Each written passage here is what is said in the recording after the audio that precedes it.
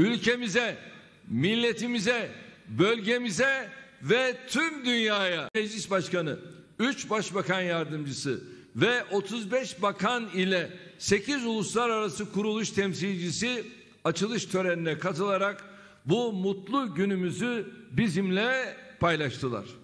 Kendilerine buradan en kalbi şükranlarımı sunuyorum. İsmini İstanbul. Her yıl verdiğimiz Cumhuriyet Bayramı resepsiyonunu da yeni havalimanımızda gerçekleştirdik. Bunu bahane edip gelmeyenler de oldu tabii, o ayrı mesele. Neymiş? Cumhuriyet ile bir kez daha milletimizin Cumhuriyet Bayramı'nı tebrik ediyorum. Malazgirt'ten bugüne bu topraklarımızın vatanımız haline gelmesi ve bu şekilde devam etmesi uğrunda mücadele eden tüm